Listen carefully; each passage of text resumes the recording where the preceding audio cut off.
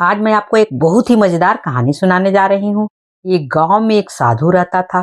वो हमेशा पेड़ के नीचे बैठकर भगवान की भक्ति किया करता था। उसको अपनी भक्ति पर पूरा श्रद्धा थी। वे भगवान पर पूरा भरोसा रखते थे। एक दिन गांव में बहुत बारिश होने लगी। गांव के सारे नदी नाले में पानी भरने लगे। गांव के सारे लोग अपना सामान लेकर दूसरे गांव में बसने लगे। गांव के लोगों ने जाते जाते साधु से भी कहा कि महाराज आप भी हमारे साथ दूसरे गांव में चलिए, क्योंकि यहाँ रहना खतरों से भारी है। फिर साधु ने कहा कि मुझे भगवान पर पूरा भरोसा है। तुम लोग मेरे विषय में चिंता करना छोड़ दो और मुझे भगवान बचाने के लिए जरूर आएंगे। साधु ने ऐसा बोलकर गांव वालों के साथ दूसरे गांव में जाने के लिए मना कर दिया। सभी गांव वाले चले गए। कुछ देर के बाद बारिश बहुत ज्यादा होने लगी और पानी साधु के घुटने तक आ गया। उसी वक्त एक गाड़ीवान वहां से गुजर रहा था और उसने साधु को देखा और साधु से कहा, आप मेरे साथ चलिए, मैं आपको इस गांव से बाहर ले जाता हूँ। साधु ने कहा कि आप जाइए, मुझे मेरे भगवान बचाने के लिए जरूर आएंगे, समझे। वो गाड़ी वाला भी वहां से चला गया। कुछ देर के बाद बारिश इतना ज्यादा बढ़ गई कि पानी साधु के गले तक आ गया।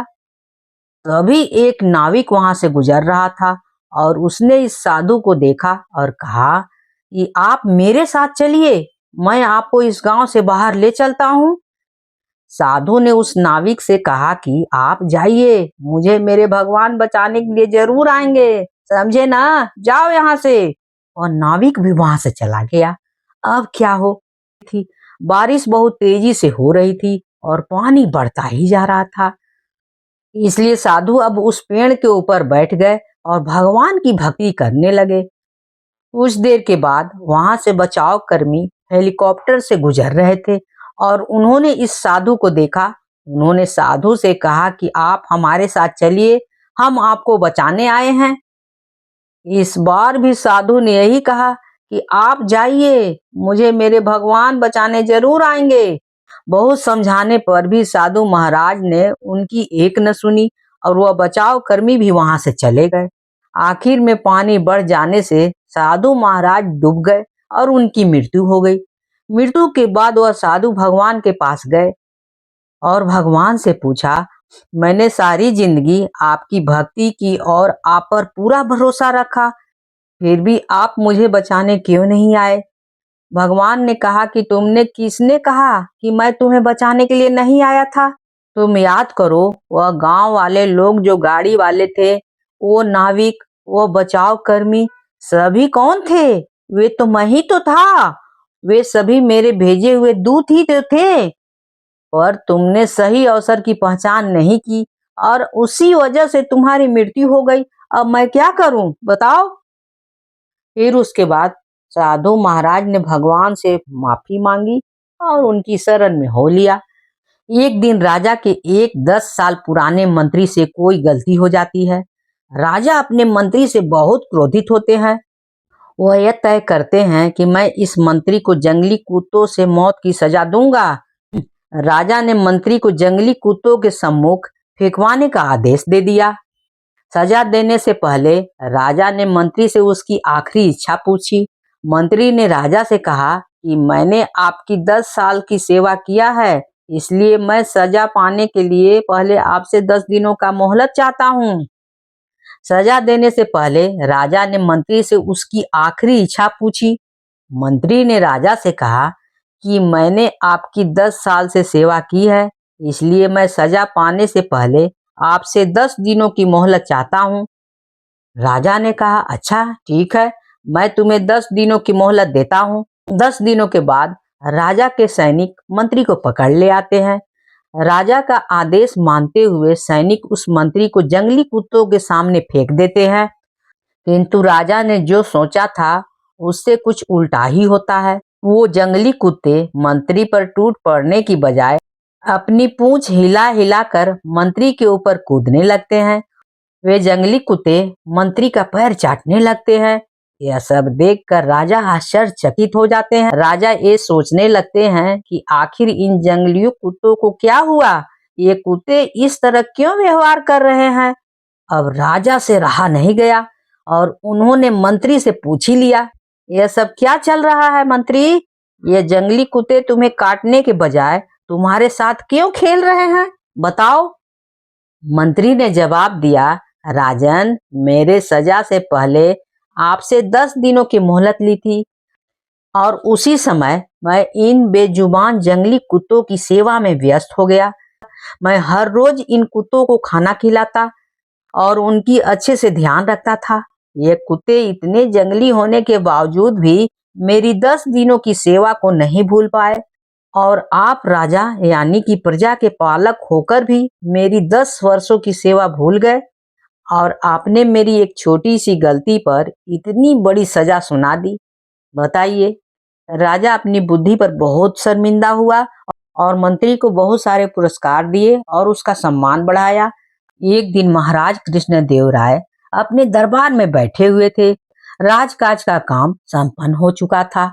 उस दिन महाराज बहुत खुश, दरबारियों भी महाराज की खुशमिजाजी भांपकर अपने अपने आसन पर बैठे हुए थे।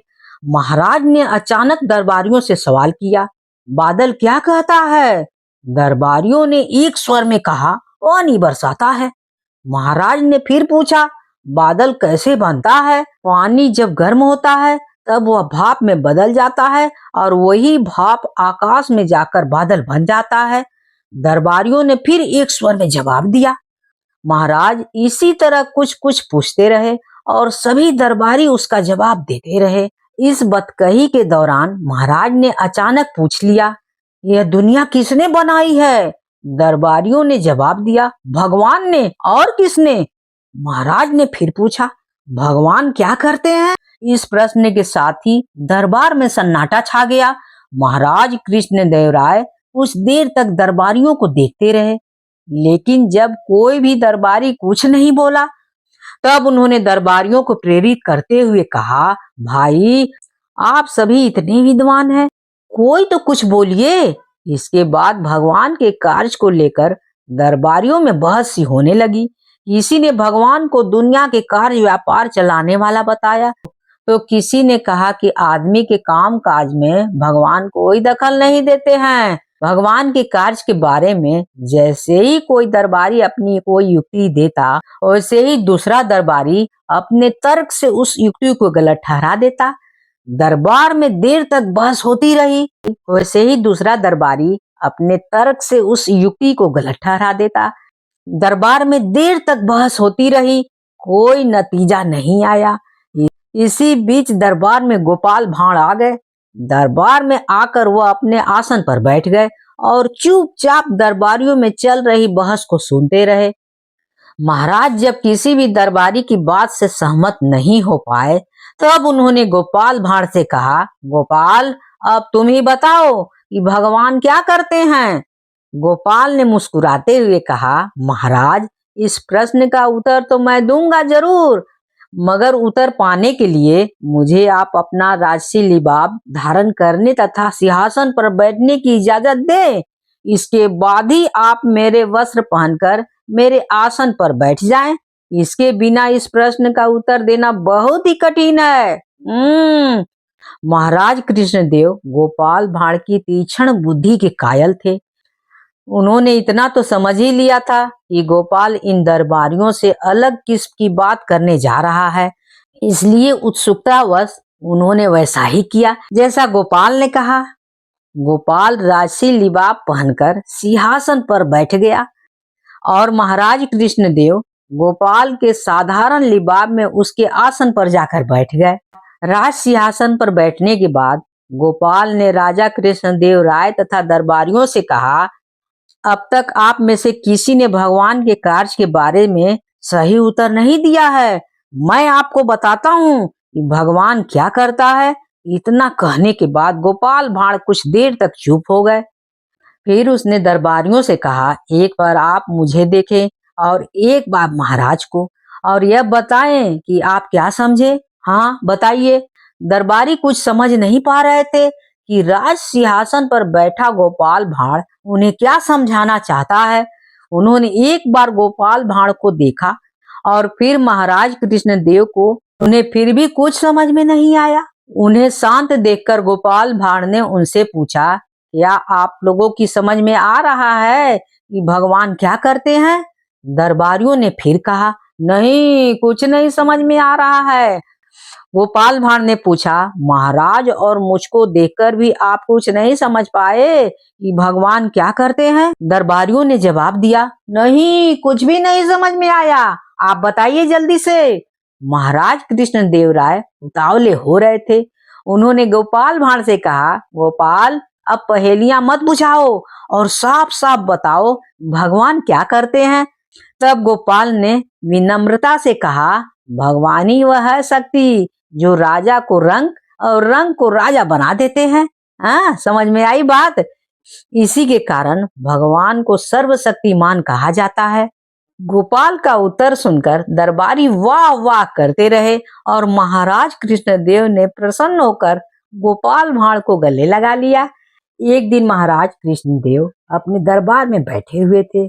उन्होंने यूं ही दरबारियों से पूछ लिया, सबसे बड़ा पत्ता किसका होता है, बताओ। दरबारियों ने तरह तरह की अटकनें लगाना शुरू कर दी। किसी ने अरबी के पत्ते को बड़ा बताया, तो किसी ने ढाक के पत्ते को, तो किसी ने केले के पत्ते को बड़ा बताया, तो किसी ने मान कच्चू के पत्ते को। सभी वनस्पतियों में से सबसे बड़ा पत्ता बताया। दरबार में तरह तरह की राय आने लगी, मगर गोपाल भांड़ अपने आसन पर चुपचाप बैठे हुए थे। महाराज कृष्णदेव ने उसे चुपचाप देखकर कहा, गोपाल, क्या बात है, तुम चुप क्यों बैठे हो? तुम भी तो कुछ बताओ। तब गोपाल ने कहा, महाराज, मेरे दरबारियों मित्रों ने अब तक जो भी बताया उससे मैं सहमत नहीं हूँ कि कौन सा बड़ा पत्ता है। महाराज ने पूछा कि तुम ही बता दो, सबसे बड़ा पत्ता किसका होता है? हाँ। गोपाल अपने आसन से उठकर महाराज के आसन तक आया और उनसे विनम्रता पूर्वक कहा, महाराज, मैं कद में आपसे लंबा हूँ और तगड़ा भी हूँ, है ना? महाराज ने कहा, हाँ हाँ, वो तो है। बताओ, आगे बताओ। गोपाल ने फिर कहा, महाराज, मेरा शरीर आपके शरीर से स्थूल भी है। हाँ, है ना? महाराज हंस दिए और कहा, इसमें क्या शक है, बताओ गोपाल। इसके बाद गोपाल दरबारियों की तरफ मुड़ गया और पूछा, भाइयों, बताओ, क्या मैं महाराज से बड़ा हूँ?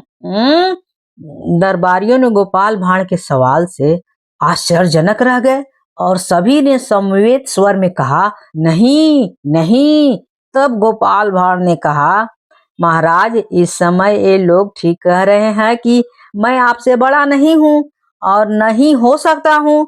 महज कद, काठी या आकार प्रकार में बड़ा होने से कोई बड़ा नहीं होता है, समझे महाराज?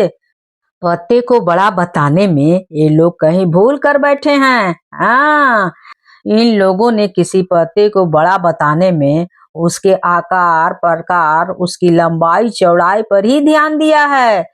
किसी ने पत्ते के गुण के विषय में तो ध्यान ही नहीं दिया। हाँ। थोड़ा रुकने के बाद गोपाल भांड़ ने फिर कहा, महाराज, मेरी समझ में सबसे बड़ा पत्ता पान का पत्ता होता है। पान अमीर और गरीब सबके लिए उपलब्ध है और यह औषधि भी है। और ये पत्ता देवताओं से लेकर मानव जाति तक हर वर्ग के पान किसी न किसी रूप में उपयोगी है ही। हाँ, महिलाओं के ओठों का श्रृंगार है। पान तो ब्राह्मणों और विद्वानों के लिए मुख्य शुद्धि का साधन भी है। इस तरह गोपाल भांड़ ने पान के विविध गुणों का बखान करते हुए महाराज से कहा, महाराज, बड़ा या छोटा होना व्यक्ति या वस्तु के गुणों पर निर्भर करता है, लंबाई, चौड़ाई या मोटाई पर नहीं। पान में बहुत सारे गुण हैं जो अन्य पत्तों में नहीं हैं, इसलिए मेरी समझ से तो पान ही सबसे बड़ा पत्ता है। महाराज गोपाल भांड़ के उत्तर से बहुत खुश हुए। दरबारियों ने भी गोपाल की तर्क बुद्धि की सराहना की और महाराज ने गोपाल भांड़ को बहुत सारे पुरस्कार देकर सम्मानित किया। आज मैं आपको एक बहुत ही मजेदार कहानी सुनाने जा रही हूँ। एक दिन एक कवि किसी धनी आदमी से मिलने गया और उसे कई सुंदर कविताएं सुनाए। इस उम्मीद के साथ सुनाए कि शायद वह धनवान खुश होकर कुछ इनाम जरूर दे देगा। लेकिन वह धनवान भी महा कंजूस था। बोला, तुम्हारी कविता सुनकर दिल खुश हो गया है, तुम कल फिर आना। हाँ, मैं तुम्हें खुश कर दूंगा, कल शायद अच्छा इनाम मिलेगा। ऐसी कल्पना करता हुआ वह कभी घर को पहुंचा और सो गया। अगले दिन वह फिर उसी धनवान की हवेली में जा पहुंचा। धनवान बोला, सुनो कवि महाशय, जैसे तुमने मुझे अपनी कविता सुनाकर खुश किया था, उसी तरह मैं भी तुमको बुलाकर खुश किया हूँ। हाँ, तुमने मुझे कल कुछ भी नहीं दिया, इसलिए मैं भी कुछ तुम्हें नहीं दे रहा हूँ। हिसाब किताब बराबर हो गया। कवि बेहद निराश हो गया। उसने अपनी आपबीती एक मित्र को सुनाई और उस मित्र ने बीरबल को बता दिया। सुनकर बीरबल बोला, अब जैसा मैं कहता हूँ वैसा करो। तुम उस धनवान से मित्रता करके उसे खाने पर अपने घर बुला लो। हाँ, अपने कवि मित्र को भी बुलाना मत भूलना, समझे? मैं तो खैर वहां मौजूद रहूंगा ही। कुछ दिन बीत गए। बीरबल की योजना अनुसार कवि के मित्र के घर दोपहर को भोजन का कार्यक्रम तय हो गया। नियत समय पर वह धनवान भी वहां आ पहुंचा। उसी समय बीरबल, कवि और कुछ अन्य मित्र बातचीत में मशहूर थे। समय गुजरता जा रहा था, लेकिन खाने पीने का कहीं कोई इंतजाम नहीं था। वे लोग पहले की तरह बातचीत में व्यस्त थे। धनवान की बेचैनी बढ़ती जा रही थी। जब उससे रहा नहीं गया, तो बोल ही पड़ा, भोजन का समय तो कब का हो चुका है। क्या हम खाने पर यहाँ नहीं आए हैं? क्या करने आए हैं? खाना? कैसा खाना? बीरबल ने पूछा। हाँ, धनवान को अब और गुस्सा आ रहा था। क्या मतलब तुम्हारा? क्या तुमने मुझे यहाँ खाने पर नहीं बुलाया है? हाँ? खाने का कोई निमंत्रण नहीं था। यह तो आपको खुश करने के लिए खाने का आने को कहा गया था। जवाब बीरबल ने दे दिया। धनवान का पारा सातवें आसमान पर चढ़ गया। क्रोधित स्वर में बोला, यह सब क्या हो रहा है? हम्म, इस तरह किसी इज्जतदार आदमी को बेइज्जती करना ठीक है क्या? हैं? तुमने मुझसे धोखा किया है। अब बीरबल हंसता हुआ बोला, यदि मैं कहूँ कि इसने कुछ भी गलत नहीं किया है, तुमने इस कवि से यही कहकर धोखा किया था ना कि कल आना। तुम जैसे लोगों के साथ ऐसा ही व्यवहार करना चाहिए, समझे? धनवान को अब अपनी गलती का आभास हुआ और उसने कवि को अच्छा इनाम देकर वहां से विदा ले लिया। वहां मौजूद सभी लोग बीरबल की प्रशंसा भरी नजरों से देखने लगे। अगर कहानी अच्छी लगी हो तो please like share and subscribe तो कर ही दीजिएगा, भूलिएगा बिल्कुल नहीं। कहानी होती है समाप्त।